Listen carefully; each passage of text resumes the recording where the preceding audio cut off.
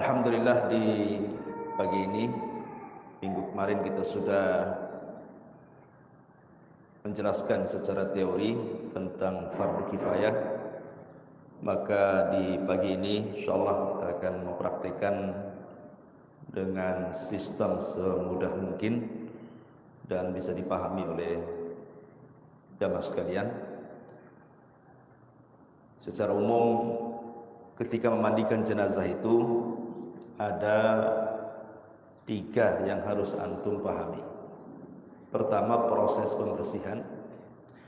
Yang kedua, proses wudu. Dan yang ketiga, mandi jenazah secara sunnah. Jadi ini yang antum harus lakukan ketika memandikan jenazah: pembersihan, kemudian wudu, kemudian mandi jenazah. Dan mandi jenazah sudah saya katakan persis seperti mandi junub. Ketika antum mandi junub, itulah mandi jenazah. Cuma yang membedakan antara mandi junub dengan jenazah hanya istinsyak dan tamadmad saja. Masukkan air ke hidung dan berkumur-kumur, itu tidak ada di mandi jenazah. Karena jenazah tidak mungkin berkumur-kumur. Baik, tidak memperpanjang waktu, kita minta salah seorang untuk jadi jenazah hidupnya di sini. Baik, antum di sini dulu. Silakan, boleh pakai bantal. Jadi ini kan karena prosesnya di masjid, biasanya kalau di masyarakat tentu kan ada keranda khusus untuk pemandian jenazah. Kalau sekarang Allah mudahkan, kalau dulu kan sulit, terkadang harus pakai gebok pisang atau dan semacamnya. Jadi yang diperlukan ketika mandikan jenazah adalah yang boleh masuk kepada pemandian itu adalah orang-orang yang memang memandikan saja. Siapapun yang tidak memandikan tidak boleh masuk dan tidak boleh melihat. Baik, yang pertama sarung. Di dalam proses pemandian jenazah, karena ini kan jenazah laki-laki, mayoritas para ulama mengatakan bahwa aurat besar laki-laki itu dari pusar sampai ke lutut. Walaupun ada khilaf, seperti Al-Imam Ibnu Hazm kalau tidak salah, seorang alim ulama Zahiri mengatakan aurat besar itu ya aurat zakar saja, dubul dan kubur. Tetapi pendapat yang kuat wallahu alam bahwa aurat itu bagi laki-laki adalah pusar dan lutut. Jadi pertama yang harus ditutup adalah kemaluan aurat besarnya. Jadi selama pemandian tidak boleh yang memandikan melihat auratnya kecuali satu orang. Kalau yang memandikan suami atau istri, selain itu tidak boleh memandang aurat. Coba ininya, ciduknya dekatkan semuanya ya. Jadi ini kalau prosesnya memang pakai air, menggunakan ini. Kalau sekarang kan sudah ada selang, lebih mudah lagi ya. Jadi melepaskan baju bisa dalam kondisi apapun, tentu kan ada kesulitan ya. Kalau melepaskan baju agak kesulitan, maka tidak mengapa kita gunting ya, bajunya kita gunting. Kalau agak sulit dilepas, mau digunting ada pula baju. Intinya bahwa melepaskan baju terserah mana yang lebih mudah. Kalau tanpa digunting, udah tanpa digunting lepas saja. Tapi kalau lebih mudah digunting, ya digunting, tidak ada masalah. Ya. Betul-betul nih mau gunting. Jadi bisa digunting lewat sini, gitu ya, ataupun lewat sini, terus tengah. Ini bisa digunting semuanya, tinggal dilepas. Cara melepaskannya juga sekali lagi tidak boleh melihat auratnya. Tetap aurat besar ini dari pusar ke lutut tidak bisa dicopot, ya kan? Baik. Proses pertama saya katakan tadi namanya proses pembersihan. Dan yang paling inti dibersihkan adalah dubur dan kubul, itu inti. Ya. Ya selebihnya bisa yang lainnya, seperti kalau kukunya panjang hitam-hitam boleh dipotong kukunya, dibersihkan. ya. Secara umum seperti itu proses pembersihan. Jadi umpamanya ingat bahwa ketika membersihkan dubul dan kubur, sebagian ulama fuqaha mengatakan harus menggunakan kaos tangan, tapi sebaiknya kaos tangan ini kalau terlalu tipis maka dibalut lagi dengan kain, supaya ketika kita memegang kemaluan mayat itu tidak terasa bahwa kita sedang memegang kemaluan, karena itu aurat masalahnya ya. Jadi habis di kaos tangan itu dibalut lagi, jadi kita nggak terasa ketika kita memegang kemaluan si mayat ini. Itu sebaiknya seperti itu. Dan hindarkan jangan sampai tidak pakai kaos tangan. Kalau bisa sekarang kan sudah ada kaos tangan. Kalau bisa kaos tangan yang tebal. Jangan kaos tangan ada dua macam ya. Ada yang tipis sekali, ada yang tebal. Kita cari yang tebal. Ya, kalau khusus untuk kemaluan dibalut lagi dengan kain. Sebaiknya seperti itu. Sekali pakai tebal lagi. Ya.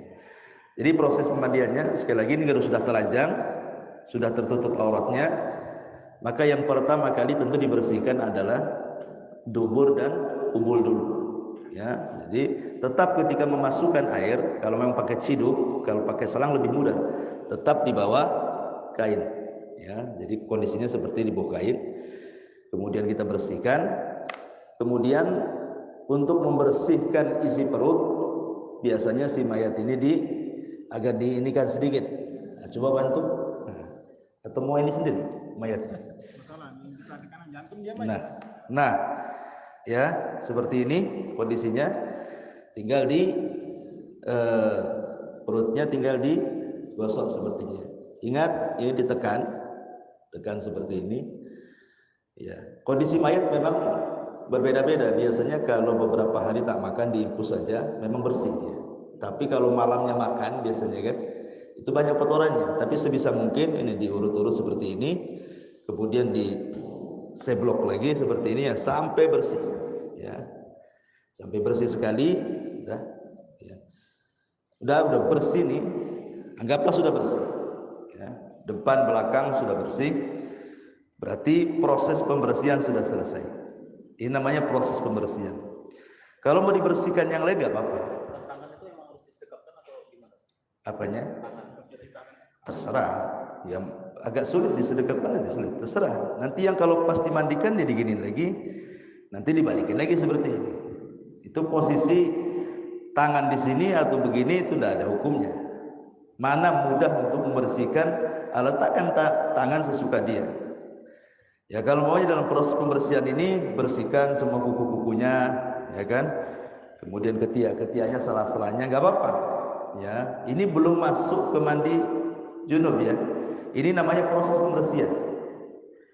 Ya, proses pembersihan dibersihkan semuanya karena kondisi mayat kan beda dengan kondisi orang hidup. Kalau kondisi orang hidup kan lebih mudah, tapi kalau kondisi mayat agak sulit gitu ya. Gimana? Nah, boleh, nggak apa-apa. Khamsun minal fitrah itu salah satunya mencukur kuku, memotong kumis gitu kalau laki-laki kan. Kemudian juga yang lainnya kecuali memotong bulu kemaluan, itu tidak boleh. Khusus tentang 5 fitrah yang harus dibersihkan, yang tidak boleh dibersihkan bagi si mayat itu hanya membersihkan bulu kemaluan. Itu dilarang ketika memandikan jenazah. Kalau yang lain boleh. Ya, tetapi khusus membersihkan bulu kemaluan memang dilarang. Kita saja memasukkan air tetap di balik sitar kan, di balik penghalang. Nggak boleh sama sekali, kecuali suami istri. Kalau suami istri terserah, ya, buka semuanya. Tapi hanya dia dengan suami saja atau suami dengan istri saja. Tapi kalau ada orang lain juga tidak boleh. Takut melihat kan masalahnya. Tapi ini namanya proses pembersihan. Selesai, ya sampai sini. Baru yang kedua proses wudu. Ingat wudu sempurna, ya wudu sempurna dimulai daripada tangan kanan. Mana kanan? Nah jadi ini tangan kanan, ya kita bersihkan seperti ini 3 kali, ya kemudian jangan lupa di sela-sela, ini kan ada sela-selanya nih, di sela-sela seperti ini, ya wah ini kukunya udah sepotong. Nah jadi seperti ini yang kanan tetap ini 3 kali setiap basmat. 3 kali kan dalam wudu sunnah. Baru tangan sebelah kiri sama, tangan sebelah kiri juga 3 kali begini. Jangan lupa di sela-sela, ini sunnah hukumnya di sela-sela ini. Ada selesai, ya, seperti orang berwudu seperti itu. Baru ketika berkumur-kumur, sekali lagi kan mayat tidak bisa berkumur-kumur, maka kita butuh ada. Nah ini ya. Nah, jadi tangan kita, walaupun sudah pakai kaos tangan, tetap harus pakai balutan kain seperti ini. Ya, ini umpamanya sudah pakai kaos tangan, pakai balutan kain seperti ini. Gunanya untuk apa ini? Untuk membersihkan gigi. Ya, karena kan dia tidak bisa berkumur-kumur, maka caranya, dan tidak boleh langsung dipaksa begini dimasukkan air ya, ngasih minum namanya. Jadi berkumur-kumurnya cuman dimasukkan air begini. Nah, nanti kan air sudah ada di kain ini. Nah, baru dimasukkan begini, kiri kanan kan. Nah, begini. Nah, di sini kiri kanan sudah, baru hidung. Ya, hidung juga pakai kain juga ya, dibersihkan. Nah, ada selesai. Baru kemudian wajah. Ya, sebaiknya jangan diseblok seperti ini. Ya, seperti orang berwudu langsung aja diambil begini, saya kira lebih selamat ya kan. Ambil seperti ini, langsung begini.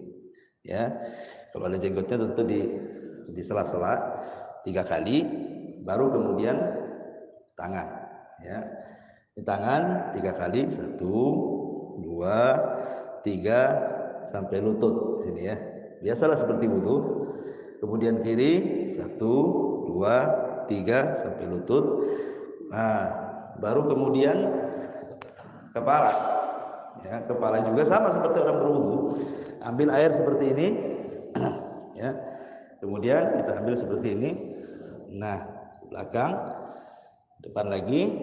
Nah, baru telinga. 1 kali saja, ya. Baru setelah itu kaki. Kaki sebelah kanan dulu. Ini kanan. Ya, jangan lupa ini di sela-sela, sunnah hukumnya menyela-nyela seperti ini. Nah, kalau kukunya panjang potong aja. Ya, ini juga sama 3 kali. Lah ini namanya proses wudu, sederhana. Ya, proses wudu selesai. Berarti tinggal 1 proses lagi. Ini disebut mandi bersih, mandi jinabah. Mandi jinabah ini prosesnya bisa, untuk mempermudah, bisa kanan kiri. Kalau susah pokoknya mayat digemuk, ya kan, digulingkan agak sulit kan. Sebaiknya dalam kondisi terlentang aja dulu. Tapi bagaimanapun didahulukan yang kanan. Ya, karena Nabi SAW dikatakan oleh Ummul Mukminin Aisyah radhiyallahu anha, yuhibbu at-tayammum. Rasul itu suka sebelah kanan. Berarti sebelah kanan dulu, sebelah sini diguyur. Tapi sebelumnya yang harus dilakukan apa? Kepala harus bersih dulu semuanya. Jadi sebelum badan, kepala dulu didahulukan. Berarti disediakan sabun, sampo, kapur barus, kalau ada tumbukan daun bidara, atau pakai jeruk juga nggak apa-apa. Pakai jeruk puruk, jeruk apa kan? Yang intinya bahwa untuk pewangi dan pengawet biasanya. Jadi pertama yang dilakukan adalah membersihkan kepala dulu. Jadi kepala dibersihkan begini, disampo biar nggak ada ketombenya kan. Nah, kepala dulu, baru kemudian wajah. Sebaiknya wajah jangan main guyur-guyur gini aja ya. Ya agak dihormati lah ya. Nah, jadi kondisinya sudah, intinya sudah bersih nih wajah. Selesai wajah, kepala, baru badan sebelah kanan. Badan dari sini 3 kali. 1, 2, 3. Ya. Kemudian kalau memang agak sulit digulingkan sementara, boleh kanan kiri. Kemudian di belakang juga kanan kiri, boleh. Atau kanan, kemudian bahu kanan, kemudian kiri, kemudian bahu kiri. Cara menggulingkannya, jadi untuk mempermudah, ini kaki sebelah begini. Kalau kita mau gulingkan seperti ini kaki diangkat gitu. Nah, ini gulingkannya mudah nanti. Nah, gitu ya. Ketika gulingkan ke sini juga sama.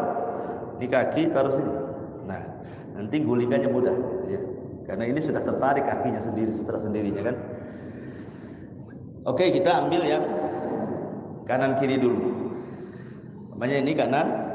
1, 2, 3. Dah, 3 bisa 3, bisa 5, 7, 9, terserah ganjil ya.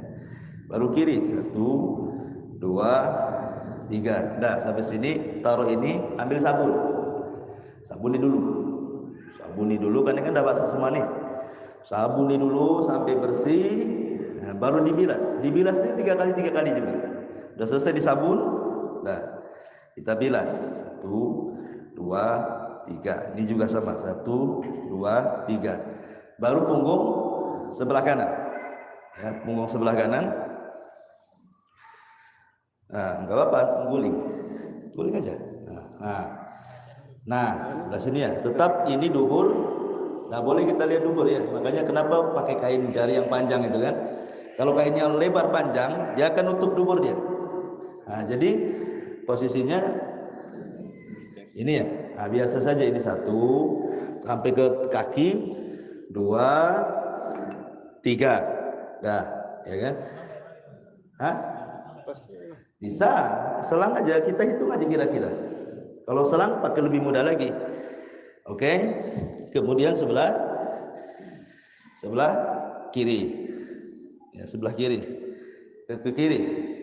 Nah, ini mayat hidup. Ini sebelah kiri ya. 1, 2, 3. Nah, setelah itu gulingkan sini.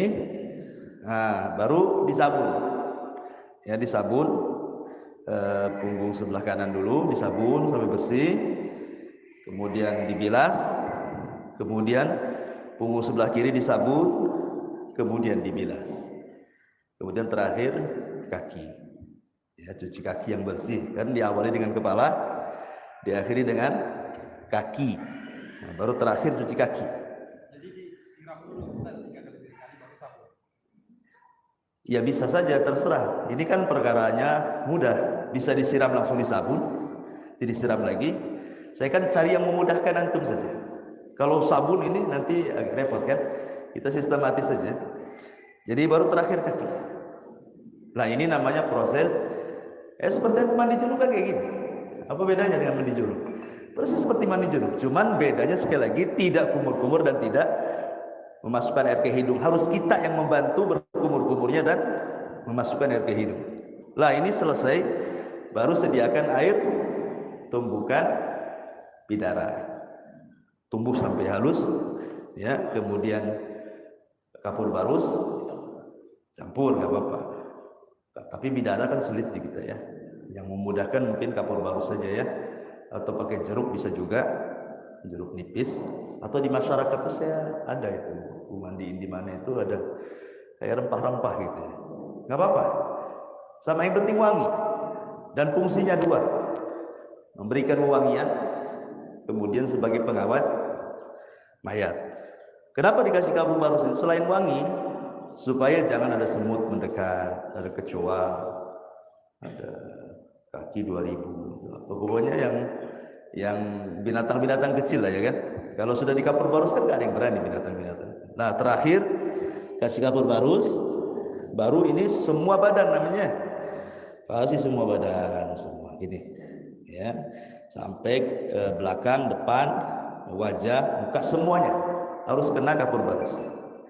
Jangan dibilas lagi, karena fungsinya kapur barus untuk supaya pengawet mayat dan juga pewangi. Kalau dibilas lagi habislah nanti. Dia terakhir itu, jangan dibilas. Ustaz kotor dengan kapur barus, nggak apa-apa. Jadi cukup dianduki saja. Dianduknya juga jangan kayak kita gitu. Cukup di umpamanya dianduk ya.